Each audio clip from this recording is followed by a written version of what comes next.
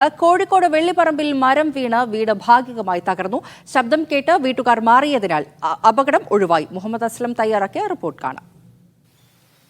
കോഴിക്കോട് വെള്ളിപ്പറമ്പ് ശ്രീമതി എന്ന് പറയുന്ന ആളുടെ വീട്ടിന്റെ മുകളിലേക്ക് മരം വീണിട്ടുണ്ട്. നമ്മളിപ്പോൾ കാണാം, ഈ ഓടിട്ട വീടാണ്. വീടിന്റെ മുകളിലേക്ക് ഈ മരം വീണത് കാണാം.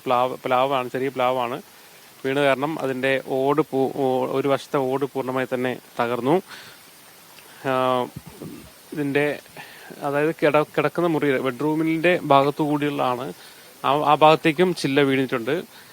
ഇതിനകത്ത് കിടന്ന് ഉറങ്ങിയായിരുന്ന ശ്രീമതി ശബ്ദം കേട്ട് മാറിയത് കൊണ്ട് മാത്രമാണ് വലിയ അപകടത്തിൽ നിന്നും രക്ഷപ്പെട്ടത്. ശക്തമായ മഴ കഴിഞ്ഞ ദിവസം ഇന്നലെ രാത്രി ശക്തമായി തന്നെ ഉണ്ടായിരുന്നു. ഇന്നലെ രാത്രിയാണ് ഈ പ്ലാവിന്റെ മരം വീണത്. അതിന്റെ രണ്ട് ചില്ലകൾ ആണ്, വലിയ രണ്ട് ചില്ലകൾ രണ്ട് ഭാഗത്തേക്ക് വീഴുന്നതാണ്. രണ്ട് ഭാഗത്തെയും ഓടുകൾ പൊട്ടുകയും അകത്തേക്ക് തടികൾ തന്നെ പൂർണ്ണമായി തകരുകയും ചെയ്തിട്ടുണ്ട്. നമുക്കറിയാം, വളരെ ഒരു ചെറിയ വീടാണ്, ഓടിട്ട വീടാണ്. അതുകൊണ്ട് തന്നെ ആ മരം വീണ് താങ്ങാൻ മാത്രമുള്ള ശക്തി ആ ഒരു വീടിനില്ല.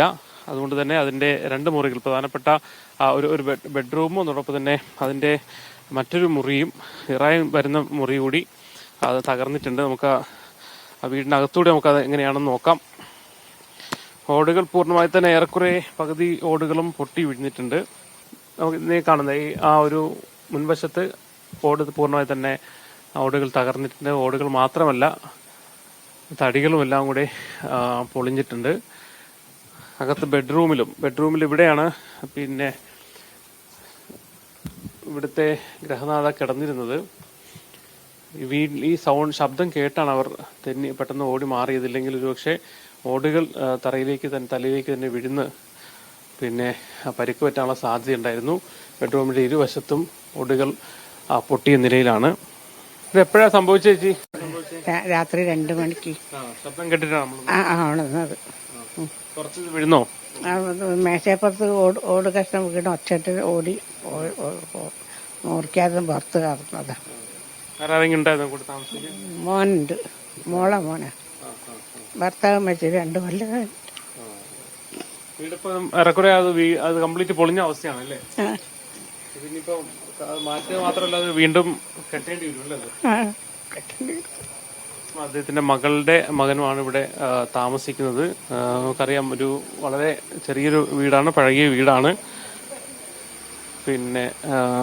ഇനി അത് മാറ്റുക എന്ന് മാത്രമല്ല, ആ ഭാഗം മുഴുവൻ ഓടിടണം. ഓട് മാത്രമല്ല, തടി കൂടെ ഇട്ടാൽ മാത്രമേ എന്തായാലും അത് ശരിയാവുകയുള്ളൂ, വീട്ടിൽ താമസിക്കാൻ കഴിയുള്ളൂ. വില്ലേജ് അധികൃതരെയും മറ്റുമൊക്കെ അറിയിച്ചിട്ടുണ്ടെന്നാണ് മനസ്സിലാക്കാൻ കഴിയുന്നത്. അവർ വരുന്ന മുറയ്ക്ക് മാത്രമേ ഇത് പൊളിച്ചു മാറ്റാനും അതോടൊപ്പം തന്നെ നഷ്ടപരിഹാരം നൽകേണ്ടിയും വരും. എന്തായാലും ശ്രീമതിയുടെ വീട്ടിൽ എന്തായാലും പെട്ടെന്ന് ശബ്ദം കേട്ട ആൾക്കാർ മാറിയതിനാൽ വലിയ അപകടം ഒഴിവായെന്ന് പറയാം.